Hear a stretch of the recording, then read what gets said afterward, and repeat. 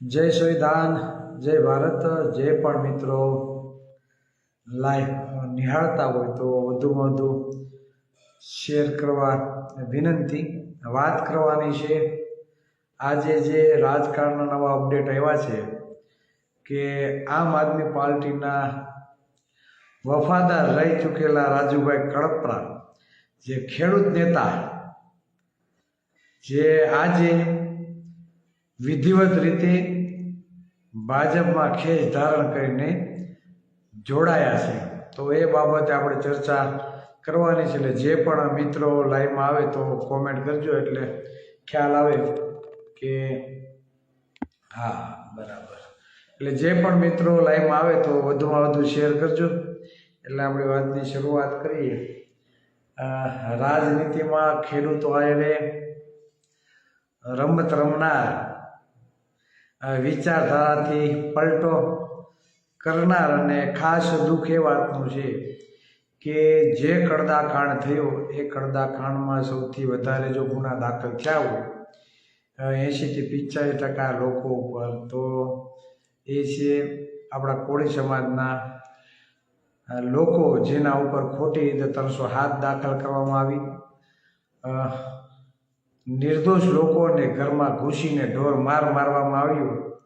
हवे ए लोको बधा तारीखों भरता थई गया अने एना परिवारने चिंता हशे कि आमां शुं चुकादो आवशे। घणा लोको 2.5-3 महीना जेलमां पण रह्या छे अने हवे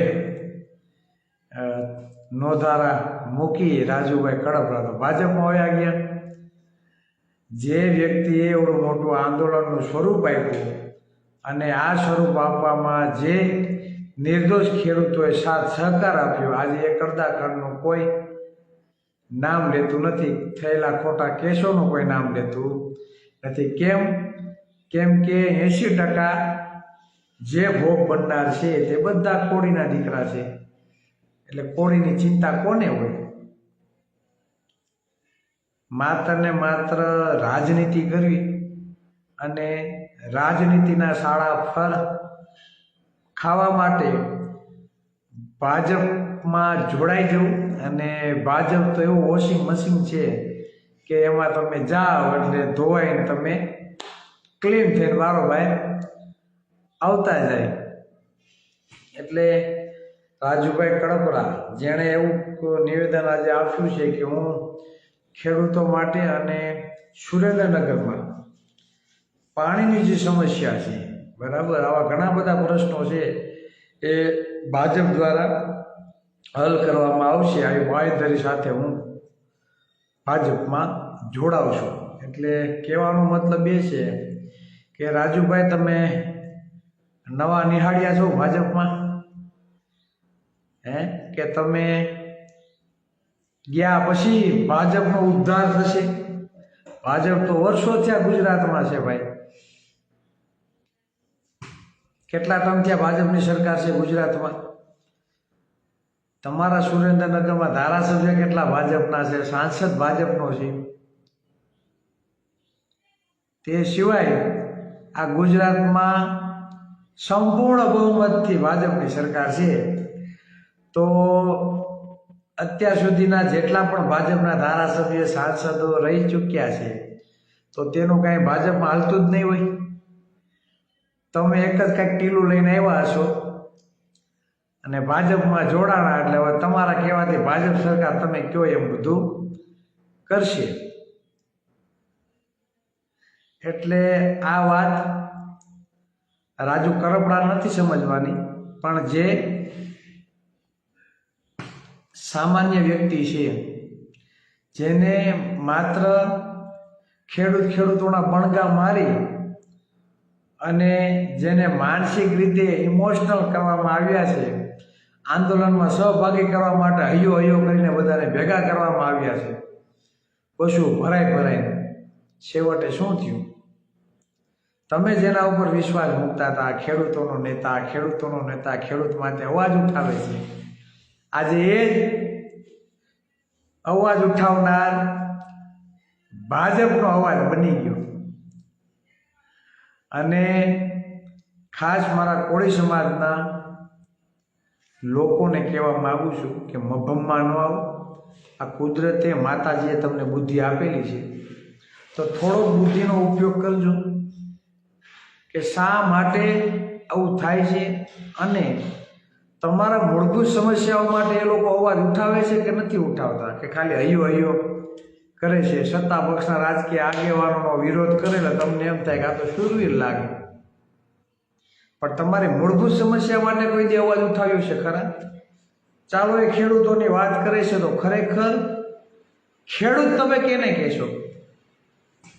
ખેડૂત તમે કેને કહેશો જે 25 વીઘા 50 વીઘા 100 વીઘા 150 200 250 300 400 500 વીઘા જમીનદાર છે તેને તમે ખેડૂત કહેશો? કે પછી જે ખરેખર ખેતરમાં અનાજ ઉગાવે છે, જે ખેતી કામ કરે છે, જે ભાગ્યા રાખે છે, જે મજૂરી કામ કરે છે, જે પોતાના પરિવાર સાથે 2.5-3 મહિના કોઈ જગ્યાએ 150-200 કિલોમીટર દૂર જઈને પરિવાર સાથે બાળકોનું ભણતર છોડી અને કપાસ વીણવા જાય છે, અન્ય ખેતીના કામો કરવા માટે જાય છે, આને તમે ખેડૂત ગણશો કે માત્ર ખેત મજૂર ગણશો કે માત્ર ભાગ્યા ગણશો? વિચારજો. જે ખેતર ખેડીને અનાજ પકવે તે બધા ખેડૂત. તો આપણો તો કોળી સમાજ સૌથી વધારે ભાગ્યા રાખે છે, સૌથી વધારે મજૂરી કામ કરે છે.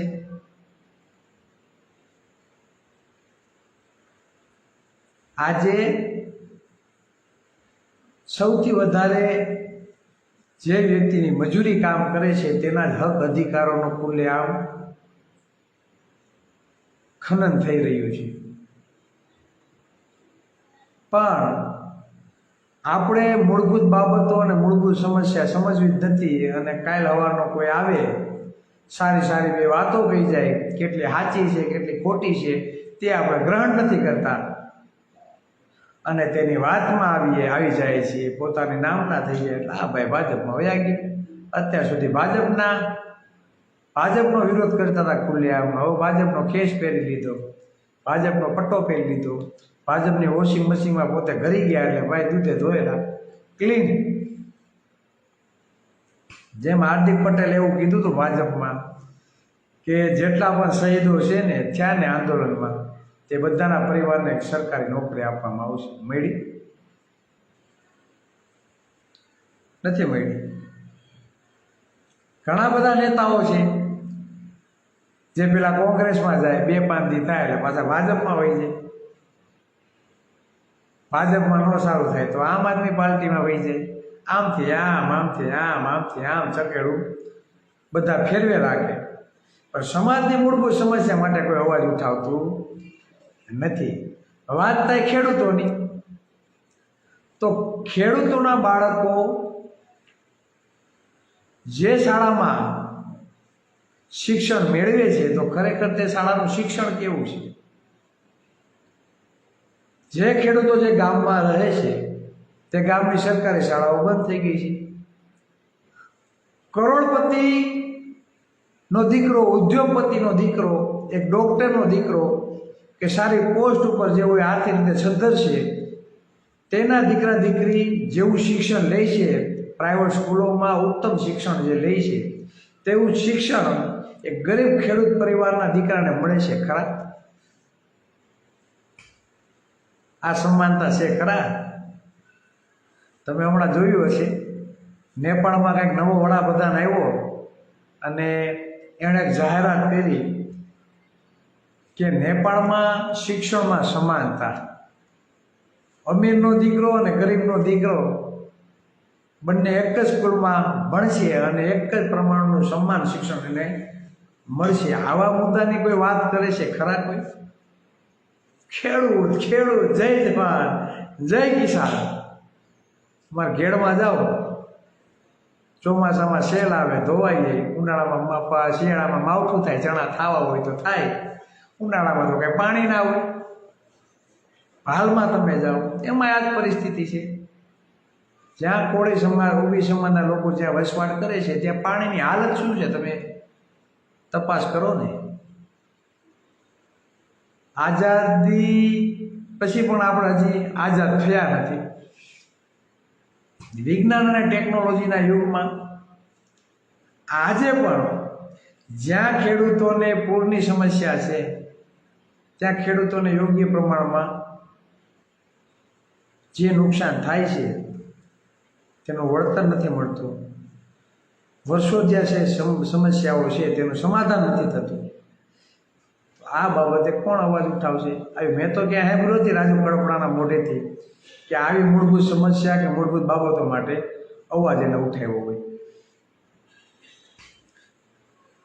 85% ઓબીસી એસટી સમાજના લોકો ને એમાં પણ ખેડૂતો જે છે જે ખેતી કરે છે, અનાજ પકવે છે, તેના જ બાળકોની નોકરીઓ આજે ખવાઈ જાય છે. ઓબીસીની 60% વસ્તી 70% આરક્ષણ મળે છે, હોય 70% ભાગીદારી મળે છે, 70% લેખે ભરતી થતી નથી. 15%, 17%, 20%, 22% આવી ભરતી કરવામાં આવે છે. જ્યારે ઈડબ્લ્યુએસની ભરતી તમે જો કોઈ 10% આરક્ષણ મળ્યું છે, 10ની જગ્યાએ 14%, 15%, 20% ભરતી થાય છે. ગૌણ સેવા આયોગ પસંદગીમાં જે સિલેક્શન કમિટી હોય છે મૌખિક ઇન્ટરવ્યૂ લેવાની, તો એમાં ક્યારે પણ ઓબીસી એસસી એસટી સમાજના કોઈ ખેડૂતના દીકરા લેવા આવતો નથી સિલેક્શન કમિટીમાં. તો આમાં ખેડૂતોના દીકરા જ જાય છે મૌખિક ઇન્ટરવ્યૂ દેવા. લેખિતમાં સારા માર્ક આવ્યા હોય, મૌખિક ઇન્ટરવ્યૂ લેવા જાય તો જાતિવાદનો ભોગ કરીને આ જ ખેડૂતોને બાકાત કરી નાખવામાં આવે છે. તો આ જ એક્ઝામ દેનારા તો ખેડૂતોના જ દીકરા છે. તો ત્યાં કેમ કોઈનું ધ્યાન નથી આપવામાં આવતું? જેમ બિન અનામત વર્ગને 2000 ઉપરથી કરોડની ફાળવણી કરવામાં આવી એના નિગમને, તો એ પણ ખેડૂત છે. તો ઓબીસીના દીકરા પણ ખેડૂત છે. ઠાકોર અને કોળી વિકાસ નિગમમાં જે કોળી ઠાકોરો છે તે પણ ખેડૂતો છે. તો તેને બજેટ નથી મળતું. તો એ બાબતે વાત કોણ ઉઠાવશે? આ પણ ખેડૂતો જ છે. રાજુ કડપડા જ્યારથી ખેડૂતોની વાત કરી ત્યારે ખેડૂતોના મૂળભૂત સમસ્યા બાબતે તો અવાજ જ નથી ઉઠાવ્યો. ખેડૂતની સમસ્યા એટલે ખેતીમાં પાક પકવે, બરાબર, એટલા પૂરતું સીમિત નથી. ખેતરના 4 જેઠાની બારોબારે જવું પડે, એનું ઘરનું વાતાવરણ જોવું પડે, એનું ઘરનું આરોગ્ય જોવું પડે, એના શિક્ષણની સમસ્યા જોવી પડે, તેની યોગ્ય સમાનતાની વાત કરવી જોઈએ, તેના આત્મસન્માનની વાત કરવી જોઈએ. ખરેખર તે મળે છે ખરી? હમણાં ભાજપવાળા કાયદો લઈ આવ્યા, સમાન નાગરિકતા કાયદો. એમાં સમાનતા જેવું છે ક્યાં? હસમુખ પટેલ ઉપર એટલા આક્ષેપો લાગ્યા. હસમુખ પટેલનું હું બગાડી દીધું. હું કામ? મુખ્યમંત્રી ભૂપેન્દ્ર પટેલ, ગૃહમંત્રી હર્ષભાઈ સંઘવી અને હસમુખભાઈ પટેલ, એનું કોણ બગાડી લેવાનું? ભાઈ, બગડે છે આપણું. આપણા છોકરાને લેખિતમાં સારા માર્ક આવ્યા હોય અને મૌખિક ઇન્ટરવ્યૂ લેવા જાય એટલે અઘરા પ્રશ્ન પૂછવામાં આવે, પહેલેથી સેટિંગ હોય એટલે કાઢી નાખે. ખરેખર મૌખિક ઇન્ટરવ્યૂ પારદર્શી નથી, એને કાઢી નાખવું જોઈએ. હજી સુધીમાં કોઈ પણ વસ્તુ થઈ નથી. જે લોકો મૌખિક ઇન્ટરવ્યૂ સિલેક્શન કમિટી છે એ જ લોકો શિક્ષણ ધામમાં મોક ઇન્ટરવ્યૂ લેવા જાય છે. તો આ શું દર્શાવે છે ભાઈ? તો આ ખેડૂતોના દીકરાઓ જ એક્ઝામ આપે છે ભાઈ. ખેડૂતોના દીકરા દીકરીઓ પોલીસની એક્ઝામ આપે છે. મેદાનની કામગીરી, જે મેદાનની એક્ઝામો છે, બરાબર, એમાં તમે દોડના માર્ક કાઢી નાખ્યા, 25માંથી 25 આવતા. આ ખેડૂતોના દીકરાઓના માર્ક તમે કાઢી નાખ્યા. તો આ ખેડૂતોની સમસ્યા નથી? તો કેમ એના માટે અવાજ નથી ક્યારે ઉઠાવવામાં આવતો? ખેડૂતોના દીકરા શિક્ષિત થશે, શિક્ષણ લેશે, તો એને એ જ્ઞાન ખેતીમાં પણ કામ આવશે. આજે કરે જ છે ખેતી બધા ટેકનોલોજીના ઉપયોગથી, પણ નહીં, ક્યારેય શિક્ષણમાં જે ગેરરીતિઓ થાય છે એના વિશે રાજુ કડપડા એક શબ્દ નહીં બોલે. એટલે ભાઈ ભાજપમાં વયા ગયા એટલે દૂધે ધોયેલા થઈ ગયા. અને આનો ડામ કોળી સમાજને લાગ્યો છે મસ્ત મોટો. 307 દાખલ કરવામાં આવી. પોલીસવાળા ફરિયાદી રાજુ કરપડાએ કેમ કોઈ તેમ ના કીધું કે પાટીદાર અને ક્ષત્રિય સમાજના કેસો પાછા ખેંચાઈ ગયા છે? તો કેમ ભાઈ કડદા ગામમાં જે કોળી સમાજના આંદોલનકારીઓના ઉપર ગુના દાખલ થયા છે તે પાછા ખેંચવામાં આવે? મહુવા 91 કે 92 જણા ઉપર 307 દાખલ કરવામાં આવે. એ બધા ખેડૂતો જ હતા. એ બધા ખેડૂતો જ હતા. આજે એના 8 વર્ષ થઈ ગયા છે મારા અંદાજે, હું ભૂલતો ના હોય તો. હજી તારીખ ભરે છે. આવા તો કંઈક જગ્યાએ ખેડૂત ઉપર 307 જેવા ગંભીર ગુના દાખલ કરવામાં આવ્યા છે. રાજુ કરપડાએ એક પણ વખત એવું કીધું હોય તો કયો કે પાટીદાર અને ક્ષત્રિયોના કેસો પાછા ખેંચાઈ ગયા, કેમ કોઈ ઠાકોરના ખેંચાતા નથી? આવું કંઈ કીધું હોય તો તમે મને કયો.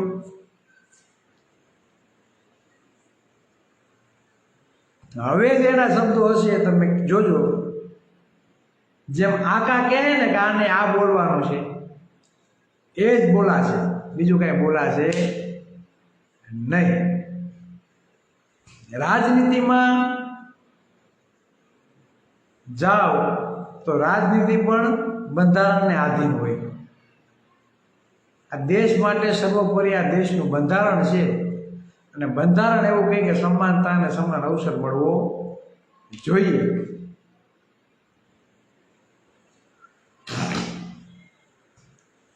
તો આ બાબતે ક્યારે પણ ચર્ચા નહીં.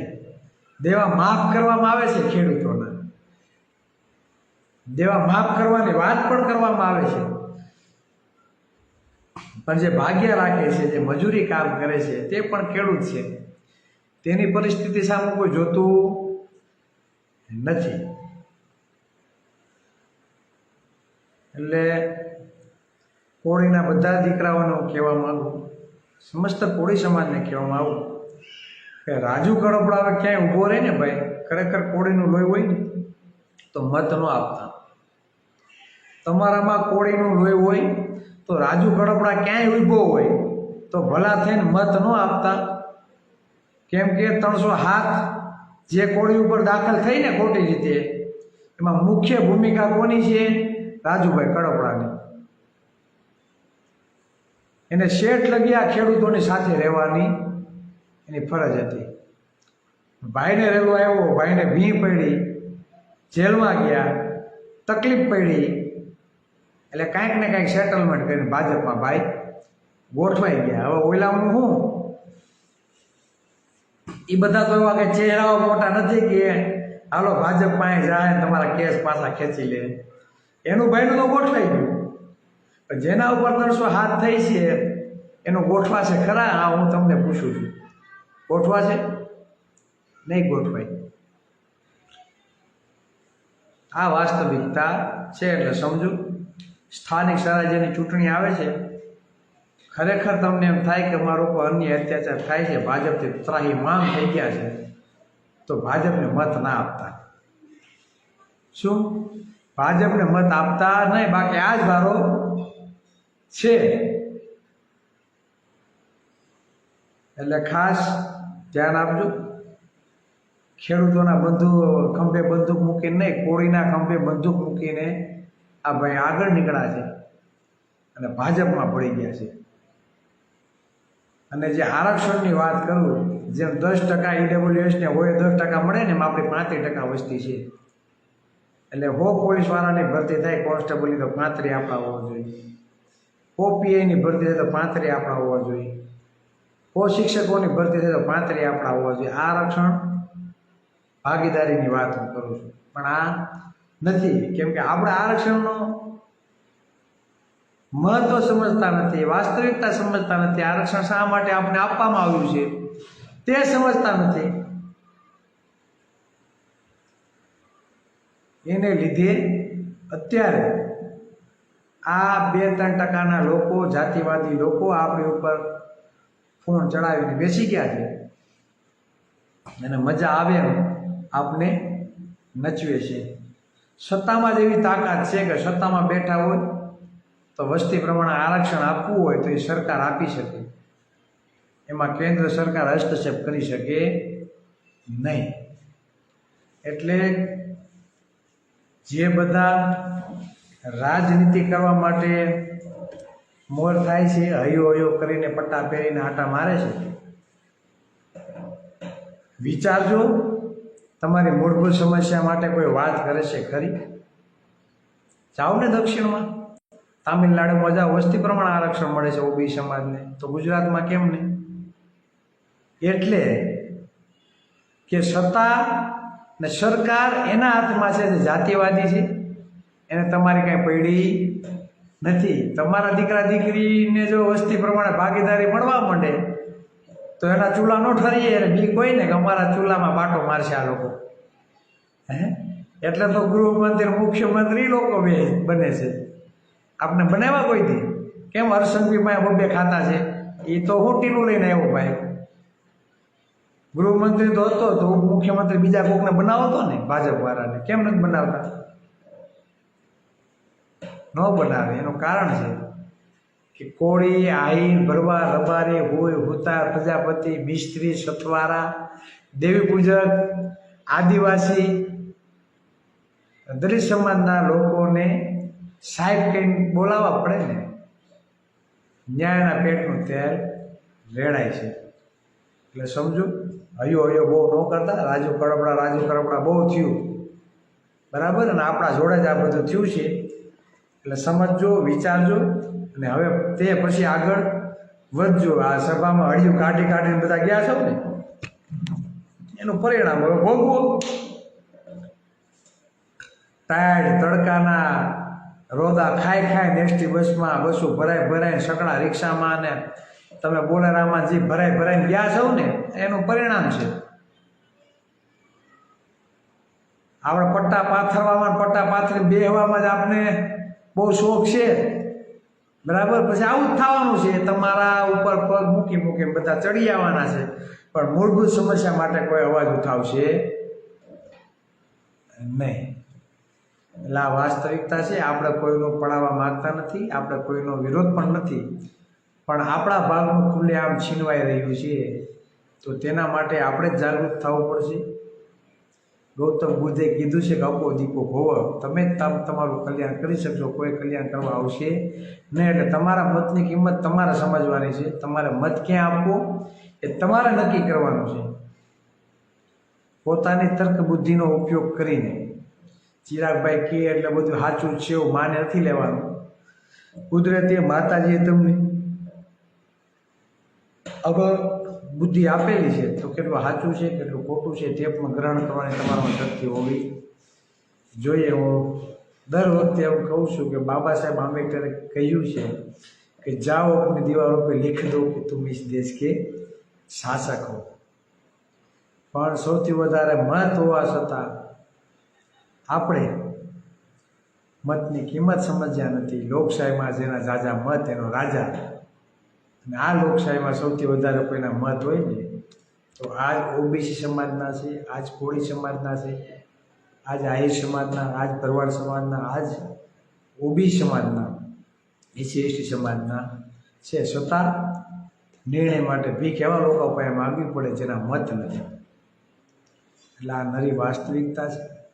સમજો, આગળ વધો. આગામી દિવસોમાં આપણે ગામે ગામ ટીમ તૈયાર કરશું અને કન્ટિન્યુ મીટિંગ થાય એવા પણ પ્રયાસ આપણે કરીશું. બસ લાગશે વાર. વિચારધારાની લડત છે એટલે પરિવર્તનનો તો હંમેશા સમય લાગે છે, પણ મક્કમતા સાથે એક દિશામાં જો આપણે કામ કરીએ તો કોઈ અશક્ય નથી. જ્યારે સોશિયલ મીડિયા નહોતું, ગુજરાત કરતાં 4 ગણું મોટું ઉત્તર પ્રદેશ, અને જ્યારે માન્યવર કાશીરામ જો સાયકલ લઈને સમાજમાં વાસ્તવિક જાગૃતતા ફેલાવી અને 20 વર્ષ કન્ટિન્યુ માયાવતીજીએ જો શાસન કર્યું હોય બીએસપીમાં, માત્ર 20 કે 22% દલિતોની વસ્તી છે ઉત્તર પ્રદેશમાં. ગુજરાતમાં 35% વસ્તી મારા કોળી અને ઠાકોર સમાજની, 60% ઓબીસી સમાજની, અને તે સમયે સાયકલ લઈને પ્રચાર કરવા પડતા. એટલા સોશિયલ મીડિયા નહોતા, ટીવી નહોતા, રેડિયો પણ બહુ જોવા મળતા. અને આજે આપણી પાસે સોશિયલ મીડિયાનું એવું પ્લેટફોર્મ છે કે અહીંથી ચિરાગભાઈ લાઈવ થાય તો એટલે કાલે 20,000, 25,000, 50,000, લાખેક લોકો જોવે છે. અહીંથી બેઠા બેઠા આપણી વાત જુનાગઢ, ભાવનગર, રાજકોટ, જામનગર, ઉત્તર ગુજરાતના લગભગ કોઈ શેડાઓ બાકી નહીં હોય કે આપણી વાત ત્યાં નહીં પહોંચે. એટલે વિચારધારાની લડત છે. જો એક દિશામાં કામ કરશું તો જે લક્ષ્ય આપણે લઈને નીકળ્યા છે શાસક સમાજનું નિર્માણ, તો એ અવશ્ય રીતે આપણે પાર પાડી શકશું. એમાં કોઈ બે મત નથી. બસ વધારે વાત નહીં કહેતા મારી વાતને વિરામ આપું છું. ફરી મળીશું. જય સંવિધાન, જય ભારત.